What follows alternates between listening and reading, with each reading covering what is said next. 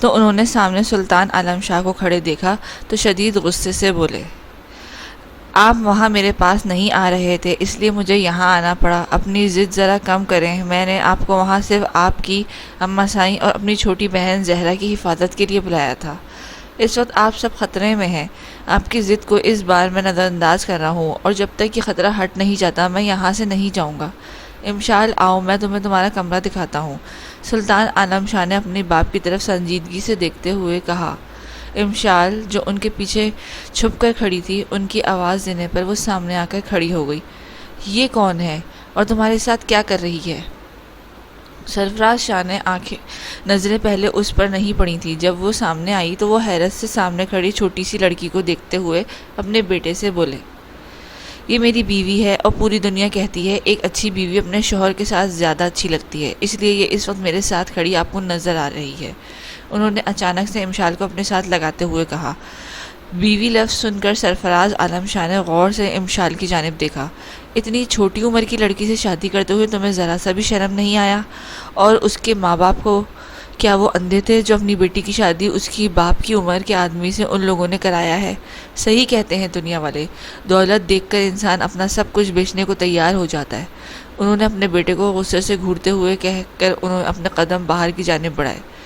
سلطان عالم شاہ ان کے باہر نکلتے ہی امشال کی کلائی پکڑ کر اپنے اس چھوٹے سے آبائی گھر کے چھت کی طرف جانے والی سیڑھیوں کی جانب بڑھے۔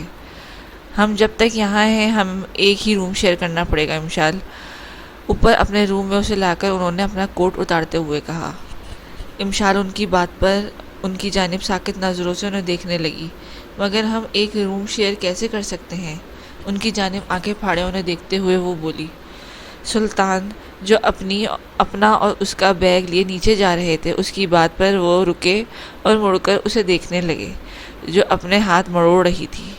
امشال، ہمارے لیے یہ رشتہ اتنا اہم نہیں ہے جتنا اس دنیا میں بسے لوگوں کی نظر میں ہے۔ اگر ہم الگ الگ رہیں گے تو میری فیملی کو لگے گا کہ میں نے تمہارے ساتھ زبردستی کی ہے۔ کیا تم اپنے سلطان کے لیے گھٹیا، بدکردار، ظالم انسان اس طرح کے الفاظ سننا پسند کرو گی؟ انہوں نے آگے بڑھ کر اسے دونوں کندھوں سے پکڑتے ہوئے کہا۔ نہیں، بالکل بھی نہیں، مجھے یہ سب الفاظ آپ کے لیے اچھے نہیں لگیں گے، کیونکہ آپ تو بہت ہی سویٹ ہیں۔ امشال کے لبوں پر آج 3 دن بعد مسکراہٹ چمکی، جسے دیکھ کر سلطان عالم شاہ نے اپنے دل میں راحت محسوس کی۔ اور کیا تم بہت زیادہ کیوٹ ہو میری پیاری سی ڈال؟ ہمیشہ کی طرح انہوں نے اسے گال کو کھینچتے ہوئے کہا۔ پلیز ایسا مت کریں، اب میں وہ چھوٹی بچی نہیں رہی ہوں، امشال نے چڑھے ہوئے کہا۔ میں کار سے اپنا اور تمہارا بیگ لے کر آتا ہوں۔ اس کی بات پر آج انہوں نے غور سے اسے سر سے پیر تک دیکھا تو اس کے وجود میں وہ تبدیلی دیکھی۔ جلدی سے وہ اپنی نظروں کو اس پر سے ہٹا کر تیزی سے روم سے باہر نکلے۔ جس بچی کو انہوں نے گود میں اٹھا کر کھلایا تھا، آج وہ اسے ایک جوان دوشیزہ کے روپ میں دیکھ کر اپنے جذبات کے طوفان کو اٹھتے دیکھ کر سخت پریشان ہو گئے، اور اپنے اندر مچی ہلچل سے وہ سخت ہڑبڑا کر اپنے اور اس کا بیگ چھوڑ کر گھر سے باہر نکل گئے۔ وہ اس وقت کمرے میں خاموش بیٹھی تھی، اسے پتہ بھی نہیں چلا کب سلطان کمرے میں داخل ہوا اور کب اس کے قریب آ کر بیٹھا۔ وہ اپنے آغا جان، اپنے مورے لالا اور چھوٹی بہن کی یادوں میں کھوئی ہوئی تھی۔ چونکی تب جب سلطان نے اس کے کندھے پر ہاتھ رکھ کر اسے اپنی طرف متوجہ کیا۔ مجھے پتا ہے تمہارے لیے اب اپنوں کے بغیر زندگی گزارنا بہت مشکل ہے، لیکن امشال، یہ زندگی چلے جانے والے لوگوں کے ساتھ تو ختم نہیں ہوتی، یہ زندگی رہنے والوں کے ساتھ چلتی ہے۔ میرا خیال ہے اب تمہیں اپنے فیوچر کے بارے میں سوچنا چاہیے۔ سلطان نے اس کے چہرے کو پکڑتے ہوئے اسے پیار سے سمجھایا۔ امشال ان کی بات پر ان کی جانب دیکھنے لگی۔ میرا فیوچر میری فیملی سے جڑا تھا، لیکن ان ظالم لوگوں نے میرے فیوچر کو تباہ کر دیا۔ اب میں کیسے جیوں؟ بولے سلطان، اب میں ان کے بغیر کیسے جیوں؟ جو میرے لیے خاص تھے، جو میرے اپنے تھے، میرا درد پر تڑپنے والے، میری خوشی میں شریک ہونے والے، میرے اپنے ماں باپ، بہن بھائی۔ وہ ان کے سینے سے لگ کر روتی ہوئی بولی۔ سلطان عالم شاہ اپنی شرٹ پر اس کے آنسو گرنے کی وجہ سے اپنے دل کو شدت سے دھڑکتے ہوئے محسوس کرنے لگے۔ اس کی نزدیکی نے آج انہیں ایک الگ احساس سے روشناس کرایا۔ وہ اس کے اپنے سینے سے لگ کر کھڑے ہونے کی وجہ سے اس کے سینے میں دھڑکتے دل کی دھڑکنوں کو صاف طور پر محسوس کر سکتا تھا۔ امشال، میں جلد ان سب کو ختم کر دوں گا جنہوں نے تمہیں رلانے کی غلطی کی۔ غلطی کی ہے اور میرے دوست کو جان سے مارا ہے۔ میں تم سے وعدہ کرتا ہوں میں ان سب لوگوں کو زندہ نہیں چھوڑوں گا۔ انہوں نے اسے الگ کرتے ہوئے اس کے آنسوؤں کو صاف کرتے ہوئے کہا کر اپنے دل کی بات پر پورے استحقاق سے اس کی پیشانی پر اپنے لب رکھ دیے۔ آپ کا تو خون بہہ رہا ہے۔ امشال نے ان کے یہ بدلہ رویہ دیکھ بالکل بھی محسوس نہیں ہوا اور وہ اس کی سفید شرٹ کی آستین پر لگے ان کے خون کی پھٹی آنکھوں سے دیکھ رہی تھی۔ ہاں میں ابھی فرجاد سے کہہ کر اپنی بینڈیج چینج کرواتا ہوں، انہوں نے کہتے ہوئے کہا۔ آئے میں آپ کی بینڈیج چینج کرتی ہوں۔ تو امشال نے انہیں روکنے کے لیے ان کا ہاتھ پکڑا۔ تم؟ سلطان عالم شاہ جو پہلے سے ہی اس الگ فیلنگ سے پریشان ہو رہے تھے اس کی اس آفر پر سخت ہڑبڑا کر بولے۔ جی، امشال نے ان کی جانب دیکھتے ہوئے کہا۔ تم رہنے دو، میں فرجاد سے کہتا ہوں، انہوں نے نظریں چراتے ہوئے اسے منع کرتے ہوئے کہا۔ آپ مجھ سے نظریں کیوں چرا رہے ہیں؟ کیا میں اب آپ کے لیے وہ گڑیا نہیں رہی جس کے ساتھ آپ خوش رہتے تھے، ہنستے تھے؟ اب ایسا کیا ہو گیا ہے جو آپ مجھ سے نظریں بھی ملانے سے ڈر رہے ہیں؟ امشال انہیں نظریں چراتے دیکھ کر روتے ہوئے بولی۔ وہ ہمارا فاس تھا امشال، انہوں نے ضبط سے کہا۔ امشال ان کی بات پر اپنی جگہ سے اٹھی تو اس کے اٹھنے کی وجہ سے اس کا شال نیچے جا گرا، جس کی وجہ سے اس کا نازک حسین وجود اپنی تمام تر رونائیوں سمیت ان کے سامنے اجاگر ہو گیا۔ وہ اس کا نازک سراپا دیکھ کر ہکا بکا رہ گئے۔ جس لڑکی کو وہ پہلے بچی کی نظر سے دیکھتے آ رہے تھے، آج پاکیزہ رشتے کی وجہ سے وہ اس بچی کو اس نظر سے دیکھنے پر خود کو روک نہیں پا رہے تھے جو ایک مرد ایک عورت کو دیکھتا ہے۔ آپ اس طرح کیوں کھڑے ہیں؟ آپ ٹھیک تو ہیں نا؟ ان کی نظروں کے پیام سے امشال انجان آگے بڑھی اور اس کے سینے پر اپنا نازک ہاتھ رکھ کر اس کو سخت و ساکت و جامد کھڑے دیکھ کر انہیں ہلا ہلا کر اپنی جانب متوجہ کرنے لگی۔ وہ اس کے قریب آنے پر بغور اس کا چہرے کے خد و حال کو آج پہلی بار ایک بچی کی نہیں ایک عورت کی طرح سمجھ کر دیکھنے لگے۔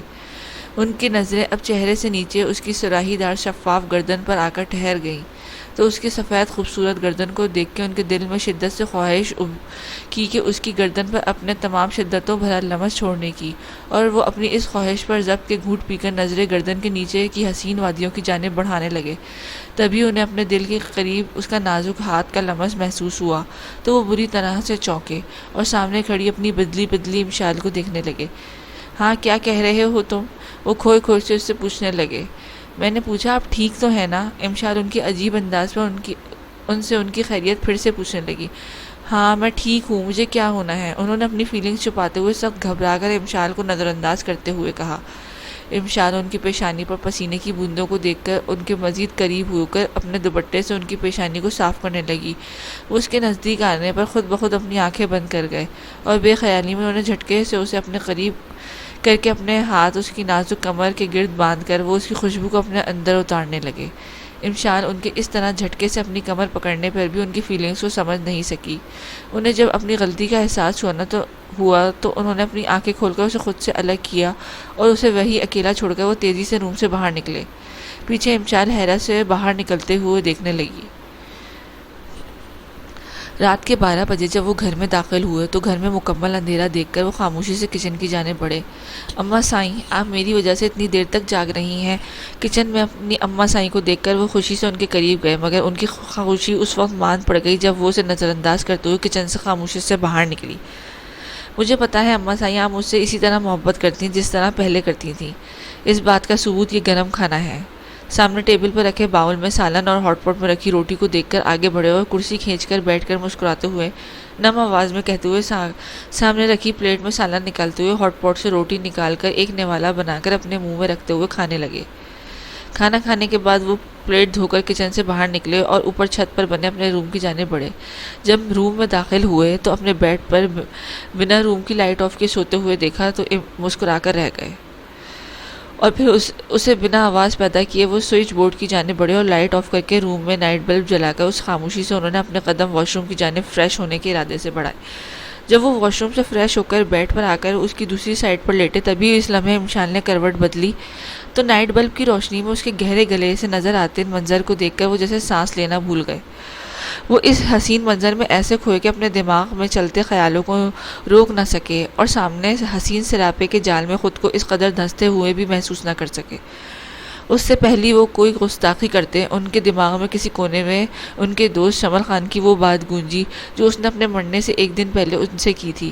شمل خان کی اس بات نے انہیں ہوش کی دنیا میں لا کر تڑپایا تو وہ ہوش میں آتے ہی اپنی جگہ سے گھبرا کر اٹھ بیٹھے اور امشال کی جانب دیکھے بغیر بیڈ سے نیچے اترے اور چہرے پر آئے پسینے کو صاف کرتے ہوئے تیزی سے روم سے باہر نکلے۔ ساری رات اسی بات کو سوچتے ہوئے انہوں نے گزار دی کہ وہ کیسے ایسی رومانی ہوئی باتیں خیالات ان کے دماغ میں اس کے لیے کیوں آ رہے ہیں جسے وہ صرف ایک بچی کی نظر سے دیکھتے آ رہے تھے۔ ابھی وہ سگریٹ کو لبوں سے لگائے خود سے لڑ رہے تھے، کسی کے آ کر ان کے لبوں میں دبے سگریٹ کو ہاتھ لگا کر نیچے گرایا۔ یہ کیا حرکت ہے؟ وہ غصے سے اس انسان کی جانب مڑے جس نے یہ کام کر کے ان کی سوچ میں خلل پیدا کر کے انہیں شدید غصے میں مبتلا کر دیا تھا، مگر سامنے امشال کو پا کر ان کا غصہ یکدم سے برف کی طرح پگھل گیا۔ اپنا غصہ یکدم سے غائب ہونے پر وہ شدید حیرتوں کی زد میں گئے۔ یہ سوال تو مجھے آپ سے پوچھنا چاہیے سلطان، یہ کیا حرکت ہے؟ جبکہ وہ اسے بیویوں کی طرح ڈانٹتے ہوئے دیکھ کر مسکرانے لگے۔ کیا میں آپ سے مذاق کر رہی ہوں جو آپ مسکرا رہے ہیں؟ آپ کا دماغ اپنی جگہ پر ہے؟ آپ کو پتہ بھی ہے ٹی وی پر اشتہاروں میں دکھاتے ہیں کہ یہ چیز ایک ہتھیار سے کم نہیں ہے، پھر بھی آپ اسے روز اپنی غذا کی طرح لیتے ہیں۔ امشال ان کے مسکرانے پر سخت غصے میں انہیں دیکھتے ہوئے بولی، پہلے یہ دماغ مجھ سے لڑ رہا تھا اس لیے اپنی جگہ پر نہیں تھا، لیکن اس وقت تمہیں بیویوں کی طرح مجھ پر حق جتاتے ہوئے دیکھ کر اب اپنی جگہ پر آ گیا ہے۔ انہوں نے ذومعنی لہجے میں کہا۔ یہ آپ کیا کہہ رہے ہیں؟ ان کی ذومعنی بات امشال کی سمجھ نہیں آئی تو وہ ناسمجھی سے ان کی جانب دیکھتے ہوئے بولی، کچھ نہیں، تم جاؤ نیچے ڈائننگ ہال میں ابھی آتا ہوں فریش ہو کر نیچے تمہارے پاس۔ انہوں نے اپنے جذبات اس سے چھپاتے ہوئے کہا، میں نیچے آپ کے ساتھ جاؤں گی، مجھے آپ کے بابا سائیں سے بہت ڈر لگتا ہے، کیسے وہ ہمیں کل رات کو گھور رہے تھے جیسے ہمیں کچا چبا جائیں گے۔ وہ ان کی جانب دیکھتے ہوئے جھرجھری لیتے ہوئے بولی تو اس کی بات پر وہ کہکا لگا اٹھے، میں ہوں نا اپنی پیاری امشال کے ساتھ، وہ میرے ہوتے ہوئے تمہیں کچھ نہیں کہیں گے۔ ان کا غصہ صرف میرے لیے ہے کیونکہ بہت پیار کرتے ہیں نا وہ مجھ سے، انہوں نے اسے کندھوں سے پکڑتے ہوئے کہا۔ امشال ان کی بات پر مسکراتی نظروں سے انہیں دیکھنے لگی۔ چندہ مجھے نیچے سے میڈیکل باکس لا کر دینا۔ امشال واش روم میں فریش ہونے کے لیے گئی تھی اور وہ اپنا بینڈیج چینج کرنے کے لیے اپنے میڈیکل باکس لینے کے لیے روم سے باہر نکلے تو سامنے اپنی بہن کو سامنے لگے تار پر خشک کپڑے اتارتے ہوئے دیکھ کر وہ اس سے بولے، وہ اداسائی آپ کے روم کی الماری میں رکھا ہے۔ زہرا بطول نے نظریں نیچے جھکا کر کہا، چندہ آج تمہارا یونیورسٹی میں پہلا دن ہے نا؟ وہ آگے بڑھ کر اس سے جھکے سر سے پیار سے ہاتھ پھیرتے ہوئے اس سے پوچھنے لگے، جی اداسائی، پر آپ کو کیسے پتہ چلا؟ زہرا بطول نے حیرانگی سے ان کی جانب دیکھا۔ چندہ مجھے اپنی فیملی کے بارے میں سب کچھ پتہ ہے، بس تم اپنی پڑھائی پر دھیان رکھنا، باقی سب یہ تمہارا اداسائی دھیان رکھے گا۔ انہوں نے اس کے سنجیدگی سے اس کی جانب دیکھتے ہوئے کہا۔ زہرا بطول ان کی بات پر انہیں حیرت سے دیکھنے لگی۔ تبھی امشال سفید کپڑوں میں ملبوس روم میں باہر نکلی تو سامنے سلطان کو اپنی بہن سے باتیں کرتے ہوئے دیکھ کر وہ بھی ان کی جانب بڑھی۔ یونیورسٹی کی چھت سے کھڑے اس کے مشہور گروپ کے 7 نوجوانوں کو اسپورٹس بائک پر بیٹھے دیکھ کر نیچے کھڑے سبھی اسٹوڈنٹ کے دل زور زور سے دھڑک رہے تھے۔ مریم یہ کیا ہو رہا ہے؟ زہرا بطول کا آج یونیورسٹی میں پہلا دن تھا۔ وہ یونیورسٹی کے گراؤنڈ میں لگے اسٹوڈنٹس کی بھیڑ اور اوپر چھت پر بائک پر بیٹھے نوجوانوں کی جانب دیکھ کر حیرت سے اپنی دوست مریم سے پوچھنے لگی، زہرا یہ ہماری یونیورسٹی کی شان ہے، یہ روز کچھ نہ کچھ ایڈونچر کرتے رہتے ہیں، آج بھی انہیں کوئی ایڈونچر کرنے کا دل کیا ہوگا، لیکن یہ تو خطرہ ہے، ان میں سے اگر کوئی گر گیا تو؟ زہرا بطول نے 7 نوجوانوں کی جانب دیکھتے ہوئے کہا، تو یہ اس گروپ سے فائر ہو جائیں گے، کیونکہ اس گروپ کے ایڈمن کو اپنے گروپ میں کمزور لوگ بالکل بھی پسند نہیں ہیں۔ تمہیں پتہ ہے ان کا ایک اور ممبر بھی تھا جسے اس گروپ کے ایڈمن نے صرف اس لیے نکالا کیونکہ وہ پیار میں پڑ گیا تھا۔ مریم کی بات پر حیرت سے زہرا بطول نے ان کی جانب دیکھا۔ مطلب کس کے پیار میں پڑ گیا تھا وہ ممبر؟ زہرا بطول نے کہا، یونیورسٹی کی سب سے خوبصورت لڑکی کے، اور وہ لڑکی اس گروپ کی ایڈمن کی دیوانی تھی۔ اس نے اسے حاصل کرنے کے لیے اس ممبر کے ساتھ پیار کا ناٹک کیا، مگر پتہ ہے زہرا اس کی دال نہیں گلی تھی کیونکہ زہرون راجپوت گرلز الرجک ہے، اسے لڑکیوں سے سخت نفرت ہے۔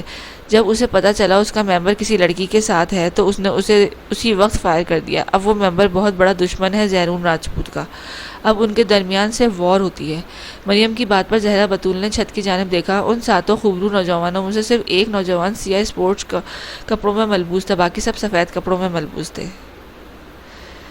زہرا بطول بزنس ڈپارٹمنٹ کے لڑکوں کی رینکنگ کرتے ہوئے دیکھتے سخت گھبرا کر وہاں سے جانے کے لیے پلٹی، تبھی پیچھے سے آتے چٹان نما شخص سے بری طرح سے ٹکرا گئی۔ واٹ دا ہیل، تم دیکھ کر چل نہیں سکتی؟ مقابل کے غصے سے کہنے پر زہرا بطول نے جب اپنی لمبی مڑی ہوئی پلکوں کو اوپر اٹھا کر مقابل کی جانب دیکھا تو سامنے کھڑا شخص نقاب سے جھانکتی اس کی خوبصورت سیاہ آنکھوں کے سحر میں کھو سا گیا۔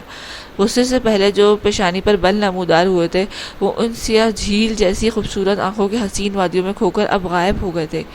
معاف کرنا، میں جان بوجھ کر آپ سے نہیں ٹکرائی تھی، یہ میری گھبراہٹ کی وجہ سے ہوا ہے۔ مقابل اس کی نرم مدھم آواز پر بری طرح سے چونکا۔ اٹس اوکے، وہ اس کی بات پر نرمی سے بولا۔ اسے کسی لڑکی کے ساتھ نرمی سے بات کرتے ہوئے دیکھ کر اس کے ساتھ ہی کھڑے اس کے گروپ کے سبھی لڑکے اسے گھمنڈی اکڑو انسان کو آنکھیں پھاڑ کر دیکھنے لگے۔ لو تم یہاں ہو اور میں تمہیں پوری یونیورسٹی میں پاگلوں کی طرح ڈھونڈ رہی ہوں زہرا بطول۔ مریم مقابل شخص کو دیکھے بغیر بولتے ہوئی وہاں آئی۔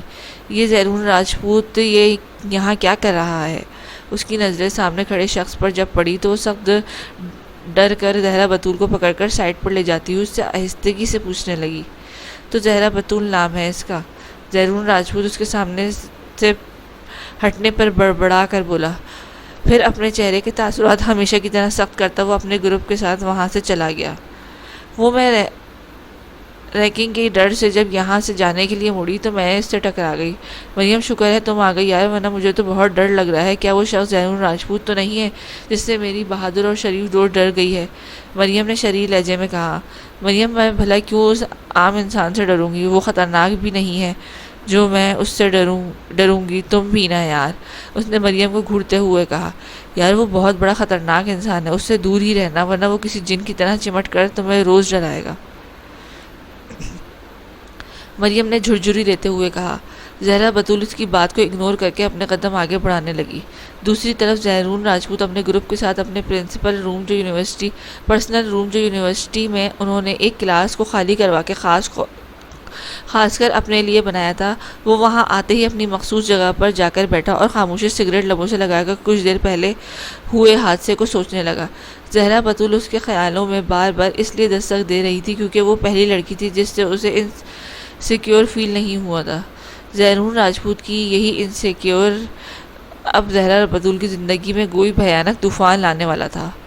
اس کے وہم و گمان میں بھی نہیں تھا کہ آگے اس کے ساتھ کیا ہونے والا ہے۔ تمہارا بھائی اس شمل خان کو اور اس کی بیٹی کو مارنے گیا ہے، اب تک لوٹا نہیں ہے، اور تم یہاں کچھ کرنے کے بجائے کھانا کھا رہے ہو۔ خوشحال خان کھانے کی میز پر خوشحال خان خاموشی سے کھانا کھا رہا تھا کہ غصے سے اس کے باپ نے وہاں آ کر اس کے آگے رکھی پلیٹ کو ہاتھ مار کر گراتے ہوئے گرج کر کہا، میں آپ لوگوں کی فضول بات پر کسی معصوم کی جان کیوں لوں ڈیڈ؟ جب آپ جانتے ہیں کہ آپ غلط ہیں پھر کیوں بھیجا آپ نے لالا کو؟ اور آپ مجھ سے اس بے وقوفی کی امید ہرگز مت رکھیے گا کہ میں بھی ان لوگوں کی طرح بن کر کسی معصوم کی زندگی کے ساتھ کھیلوں گا۔ خوشحال خان نے سنجیدگی سے کہہ کر سامنے رکھے ڈونگے سے اپنے لیے سالن نکالا اور ان کی جانب دیکھے بغیر دوبارہ سے کھانا کھانے لگا۔ تمہیں پڑھا لکھا کر میں نے بہت بڑا گناہ کر دیا ہے خوشحال خان، انہوں نے شدید غصے سے کہا۔ ڈیڈ گناہ نہیں، ثواب کا کام کیا ہے آپ نے مجھے پڑھا لکھا کر، ایٹ لیسٹ میں آپ سب کی طرح اجٹ تو نہیں ہوں۔ خوشحال خان نے طنزیہ لہجے میں کہا، تم اپنے باپ کو اجٹ کہہ رہے ہو، انہوں نے شدید غصے سے کہا۔ نہیں ڈیڈ، میں تو ان دیواروں کو کہہ رہا ہوں، میری مجال کہاں جو میں ایک اندھے ایک فضول بات کو لے کر اپنے ہی خاندان کو ختم کرنے والے بیوقوف انسان کو یہ خطاب کیسے دے سکتا ہوں؟ اب میں چلتا ہوں، کل میرا یونیورسٹی میں پہلا لیکچر ہے جو مجھے ہر حال میں اٹینڈ کرنا ہے۔ خوشحال خان نے اپنی ازلی بے نیاز لہجے میں ان سے کہا اور کرسی سے اٹھ کر خاموشی سے ان کی بات سنے بغیر ڈائننگ ہال سے باہر نکلا۔ تم میرے سب سے بڑے نالائق بیٹے ہو، یاد رکھنا اگر میرے مزمل کو کچھ ہوا نا میں تمہاری جان لے لوں گا۔ خوشحالے اسے جاتے ہوئے دیکھ کر وہ غصے سے اسے زور سے پیچھے سے سنانے لگے، بھابھی سائیں آپ اس وقت یہاں کیا کر رہی ہیں؟ ادا سائیں کیا وہ آفس سے ابھی تک نہیں آئے ہیں؟ رات کے 11 بجے زہرا بطول جو چھت پر مریم سے لیکچر کے بارے میں پوچھنے کے لیے اسے کال کرنے کے لیے آئی تھی تو سامنے کرسی پر امشال کو بیٹھے ہوئے دیکھ کر وہ اسے قریب آ کر اس سے پوچھنے لگی، ہاں وہ ابھی تک نہیں آئے ہیں زہرا، تم کھڑی کیوں ہو؟ آؤ یہاں بیٹھو، امشال نے کہہ کر اسے دوسری کرسی کی جانب اشارہ کرتے ہوئے کہا۔ بھابھی سائیں آپ سے ایک بات پوچھوں؟ زہرا بطول نے جھجکتے ہوئے اس سے پوچھا۔ ہاں پوچھو، امشال نے آگے جھک کر اس کے ہاتھ پکڑتے ہوئے کہا۔ کیا ادا سائیں نے آپ سے زبردستی نکاح کیا ہے؟ زہرا بطول اس کی نرمی پر پرسکون ہو کر اس سے سوال پوچھ بیٹھی۔ نہیں نہیں، انہوں نے مجھ سے کوئی زبردستی نہیں کی تھی، بس ہماری قسمت میں ایسا لکھا تھا، امشال نے نرمی سے کہا۔ تو انہوں نے آپ کے ساتھ کوئی زبردستی نہیں کی ہے، تو پھر آپ اس طرح کیوں ہیں اجڑی سی؟ نہ کوئی ہار سنگھار، نہ ہی آپ کے چہرے پر کوئی خوشی۔ بھابھی سائیں ایسا کیوں ہے؟ آپ کو تو خوش ہونا چاہیے نا، ادا سائیں کے لیے تھوڑا میک اپ کرنا چاہیے، اپنے کپڑوں کو دیکھیں، اگر اس طرح آپ کریں گی تو ادا سائیں آپ کے ہاتھ سے نکل جائیں گے، وہ کوئی چور راستہ چنیں گے، جب انہیں آپ کی طرف سے پیار نہیں ملے گا تو وہ آپ سے بہت دور چلے جائیں گے، زہرا بتول نے اسے سمجھاتے ہوئے کہا۔ امشال اس کی بات پر غور کرنے لگی اور پھر اس رخ پر سوچنے پر مجبور ہو گئی۔ زہرا بتول اسے خاموش دیکھ کر اپنی جگہ سے اٹھی اور اسے وہاں اکیلا چھوڑ کر نیچے چلی گئی۔ امشال کو جب ہوش آیا تو وہ اپنی جگہ سے اٹھی اور اپنے اور سلطان کے روم میں جا کر شیشے کے سامنے کھڑی ہو کر خود کو دیکھنے لگی۔ بھابھی سائیں، یہ ان میں سے کوئی پہن کر اچھے سے تیار ہو کر آج رات ادا سائی کو سرپرائز دے، وہ آپ کو اس طرح دیکھ کر بہت خوش ہو جائیں گے۔ وہ شیشے کے سامنے کھڑی اپنے سوگوار میک اپ سے پاک چہرے کی جانب دیکھنے لگی۔ وہ شیشے میں اپنے چہرے کو چھو کر دیکھ رہی تھی، تبھی زہرا بتول کی آواز پر پلٹ کر اسے دیکھنے لگی، جو ہاتھ میں میک اپ باکس اور بلیک رنگ کی ساڑی اور سرخ رنگ کا خوبصورت سادہ فراک پکڑے کھڑی اس سے کہہ رہی تھی، تھینکس۔ وہ مسکرا کر اس سے ہاتھ سے کپڑے لے کر سامنے بیڈ پر رکھتی ہوئی بولی، مجھے شکریہ نہیں چاہیے، مجھے پھپھو کہنے والی یا والا چاہیے بھابھی سائیں، زہرا بتول نے شرارت سے اس کی جانب دیکھتے ہوئے کہا۔ زہرا! امشال اس کی شرارت سے کہنے پر سرخ ہوتی اسے گھور کر بولی تو زہرا بتول اس کی شرم سے سرخ پڑتے چہرے کو دیکھتی ہنستی ہوئی وہاں سے بھاگی۔ امشال اس کے وہاں سے جاتے ہی سامنے بیڈ پر رکھے کپڑوں کو دیکھنے لگی۔ سلطان عالم شاہ روم میں داخل ہو کر اسے بنا دیکھے ڈریسنگ ٹیبل کی جانب بڑھا اور اپنی گھڑی نکال کر وہ پیچھے مڑے تو سانس لینا بھول گئے، کیونکہ وہ سامنے کھڑی ان کے ہوش اڑا رہی تھی۔ اپنی سرخ فراک میں ملبوس بے حد حسین سراپے کو جادو سے امشال انہیں ساکت کھڑے دیکھ کر مسکرا کر آگے بڑھی اور ان کے پاس سے گزر کر ڈریسنگ ٹیبل کے سامنے کھڑی ہو کر اپنے بالوں کو آگے کر کے اپنے گیلے بالوں کو خشک کرنے لگی۔ سلطان عالم شاہ اس کے ہٹنے پر چونکے اور پیچھے مڑ کر اسے دیکھنے لگے، جو شیشے کے سامنے کھڑی اپنے بالوں کو آگے کی طرف کیے اپنے لمبے بالوں کو ٹاول کی مدد سے خشک کر رہی تھی۔ لگتا ہے میری چھوٹی سی دنیا آج میری جان لے کر رہے گی۔ اس کے بالوں کے حسین سراپے، اس کے بلا کے حسین سراپوں کو نظروں کی گرفت میں لے کر وہ بڑبڑائے، تبھی ان کی نظریں اس کی پشت پر اس کی کھلی ہوئی ڈوریوں پر پڑی تو وہ اپنے قدم اس حسین پری کی جانب بڑھانے سے روک نہ سکے۔ سلطان، اس طرح کیوں میرے قریب آ رہے ہیں؟ پیچھے ہو جائیں۔ امشال جو اپنے بال ہیئر ڈرائر سے خشک کر رہی تھی انہیں اپنے قریب آتے ہوئے دیکھتی وہ پلٹی تو ان کے قریب آنے کی وجہ سے وہ پیچھے قد آور شیشے سے جاٹ لگی۔ کچھ مت کہنا۔ سلطان عالم شاہ نے اس کی بات کو نظر انداز کرتے ہوئے اس کے لبوں پر اپنی انگلی رکھ کر اسے خاموش کروایا اور پھر اسے کندھوں سے پکڑ کر جھٹکے سے اس کا رخ بدل کر اس کو شیشے سے انہوں نے لگایا۔ امشال ان کی اس حرکت پر سختی سے اپنی آنکھیں میچ گئی۔ وہ اسے سرخ رنگ میں دیکھ کر اپنا سب کچھ ایک لمحے کے لیے کھو گئے تھے۔ اپنا ضبط توڑ کر وہ بے خودی کے عالم میں اپنے سرد لبوں کو اس کی سفید مرمری بے داغ پشت پر رکھ کر اپنی آنکھیں موند گئے تھے۔ وہ یہ عمل کرتے ہوئے ان کی آنکھوں سے آنسو قطار کی صورت بہہ کر ان کی مونچھوں میں جذب ہو رہے تھے۔ آہ سلطان، پلیز نہیں۔ امشال اب ان کے سرد لبوں کو اپنی پشت پر محسوس کر کے وہ سسک کر بولی۔ سلطان عالم شاہ اس کی سسکی اس کی بات سنے بغیر اپنے سرد لبوں کو اوپر کی جانب لے جانے لگے۔ امشال ان کی اس گستاخی پر بلکی، تبھی وہ بری طرح سے چونکے تو اس بری طرح سے لرزتے ہوئے دیکھ کر انہوں نے خود کو کوسا اور انہیں ہاتھ آگے بڑھا کر اس کی فراک کی ڈوریوں کو باندھ کر اس کا رخ اپنی طرف کیا تو اس کے سرخ چہرے کی طرف دیکھ کر وہ مسکرا کر رہ گئے۔ امشال، کبھی بھی ایسا مت کرنا ورنہ میں یہ بات بھول جاؤں گا جس نے مجھے اب تک باندھ کر رکھا ہوا ہے۔ انہوں نے کوئی گستاخی کرنے کی ڈر سے اس کے لرزتے سرخ لپسٹک سے سجے ہوئے ہونٹ لبوں پر سے اپنی نظریں ہٹاتے ہوئے گمبھیر لہجے میں کہا اور اسے وہاں اکیلا چھوڑ کر تیزی سے باہر نکلے، کیونکہ کچھ دیر اگر وہ وہیں کھڑے رہے نا تو اپنا کنٹرول کھو کر وہ اس کے ساتھ کچھ کر گزر جاتے، اور ایسا ہو گیا تو وہ امشال کی نظروں میں ہمیشہ کے لیے گر جاتے، جو انہیں کبھی منظور نہیں تھا۔ وہ اپنی کمپنی کی دوسری برانچ کے آفس میں بیٹھے امشال کے متعلق سوچ رہے تھے۔ آج ان کا دل کسی کام میں نہیں لگ رہا تھا، ان کے دل و دماغ میں صرف امشال چل رہی تھی۔ ان کی اسپورٹس کار بنانے کی کمپنی تھی۔ انہیں ایک اسپورٹس کار بنانے کا پروجیکٹ ملا تھا۔ کار تو مکمل طور پر تیار ہو چکا تھا، بس اس کے ایڈ کے لیے ایک ماڈل کا انٹرویو لینے وہ آج اپنے اس برانچ میں موجود تھے۔ ہائے ڈارلنگ، کیسے ہو تم؟ اور کیا یہ تم میرے خیالوں میں کھوئے ہوئے ہو؟ وہ امشال کے خیالوں میں اس قدر کھوئے ہوئے تھے کہ روم میں نیلم شاہ کی آمد کو محسوس نہ کر سکے۔ نیلم شاہ اسے کسی گہری سوچ میں ڈوبے ہوئے دیکھ کر شریر انداز میں مسکرائی اور پھر ایک ادا سے اپنے براؤن ڈائی کیے سلکی بالوں کو پیچھے جھٹک کر آگے بڑھی اور اس کے قریب آ کر اس کے اوپر جھک کر اپنے ہونٹ اس کے گالوں پر رکھ کر اسے اپنی جانب متوجہ کرنے میں کامیاب ہو گئی۔ نیلم شاہ، تمہاری ہمت کیسے ہوئی مجھے چھونے کی، اور تم یہاں میرے آفس میں کیا کر رہی ہو؟ سلطان عالم شاہ اپنے سامنے نیلم شاہ کو دیکھ کر شدید غصے سے غراتے ہوئے بولے۔ امشال جو ان کے لیے پیار سے کھانا لے کر آئی تھی انہیں دینے کے لیے جب وہ ان کے آفس روم میں داخل ہوئی تو انہیں کسی اور کی باہوں میں دیکھ کر اس کی آنکھوں سے یکدم سے آنسو بہنے لگے۔ نیلم شاہ دروازے پہ اسے دیکھ چکی تھی اور اس کی آنکھوں میں درد، اعتبار ٹوٹنے کی کرچیاں دیکھ کر وہ سمجھ چکی تھی کہ سلطان کی وہ کیا لگتی ہے۔ وہ ضدی امیر زادی جو یونی کے زمانے سے سلطان کی دیوانی تھی تو بھلا کیسے اسے کسی اور کا ہونے دیتی۔ وہ جلن کے احساس سے ان کے گالوں پر اپنے لب رکھ کر اپنے سرخ آنکھوں سے پیچھے دروازے پر کھڑی امشال کو فتح مندانہ نظروں سے دیکھنے لگی۔ تمہارے بلانے پر ہی تو میں یہاں آئی ہوں سلطان ڈارلنگ، کل رات تم نے مجھے کال کر کے بلایا تھا، تم اتنی جلدی کیسے بھول گئے؟ نیلم شاہ ان کے چہرے پر ایک ادا سے ہاتھ سے لکیر کھینچتے ہوئے بولی، تو اس کی حرکت پر وہ اسے خود سے دور کرتے پیچھے مڑے تو سامنے امشال کو دیکھ کر وہ ساکت رہ گئے۔ انہیں اس کی آنسوؤں کو دیکھ کر وہ تڑپ کر آگے بڑھے تو امشال ان کی اپنی جانب بڑھتے ہوئے دیکھ کر اپنے منہ پر ہاتھ رکھ کر اپنی چیخوں کا گلا گھونٹ کر ان کے روم سے باہر نکلی۔ امشال، ڈونٹ کرائی، پہلے میری بات تو سنو، پھر تمہیں جو سزا دینا ہے مجھے، میں جی جان سے حاضر ہوں۔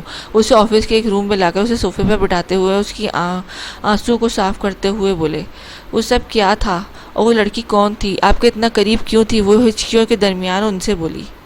وہ میری کیوٹ سی چھوٹی دنیا جیلس ہو رہی ہے، وہ بھی اس لڑکی سے جس سے میں دنیا میں سب سے زیادہ نفرت کرتا ہوں، سو انٹرسٹنگ۔ انہوں نے اس کے سرخ چھوٹی سی ناک کو پڑھتے ہوئے معنی خیزی سے کہا، شٹ اپ، میں جیلس نہیں ہو رہی، مجھے اس وقت آپ سے بہت غصہ آ رہا ہے، اس کی ہمت کیسے ہوئی آپ کو چھونے کی، میں اسے نہیں چھوڑوں گی۔ وہ غصے سے انہیں دیکھتے ہوئے بولی۔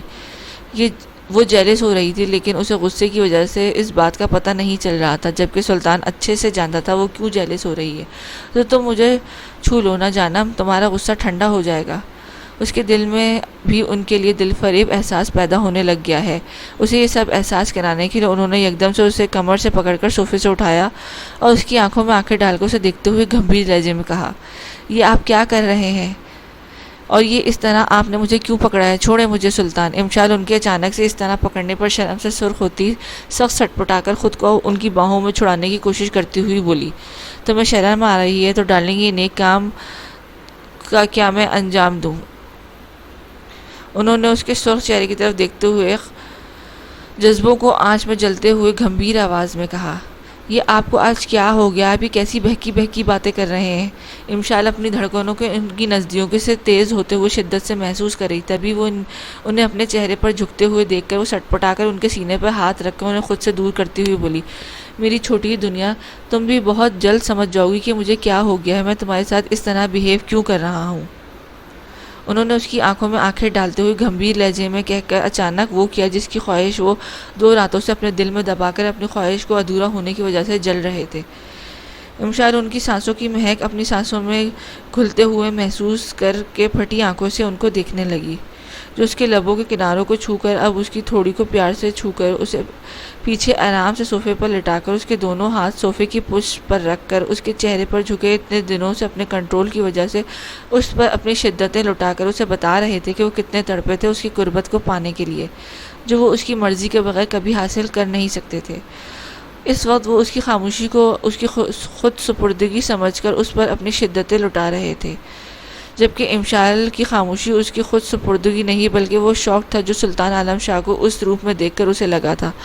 وہ آنکھیں پھاڑ کر انہیں گستاخیاں کرتے ہوئے دیکھ رہی تھی، جب اس کے گلے سے اس کے دوپٹہ نکال کر اس کی گردن پر اپنا گرم لمس کر اسے شدت سے احساس کرا رہے تھے۔ نیلم شاہ جو سلطان کو امشال کا ہاتھ پکڑ کر اس کے روم میں لے جاتے ہوئے دیکھ چکی تھی، وہ تجسس اور جلن کی وجہ سے ان کے پیچھے بڑھی اور چھپ کر ان کی باتیں سننے لگی، لیکن جب اس نے سلطان کو امشال کے چہرے پر جھکتے ہوئے دیکھا تو وہ جل کر غصے اور نفرت سے امشال کی جانب دیکھتے ہوئے اپنی مٹھیاں گھسنے لگی۔ کیسی لگی آپ کو آج کی ایپیسوڈ؟ پلیز اپنے ریویوز ضرور دیجیے گا اور لائک اور سبسکرائب ضرور کریے گا میرے چینل کو۔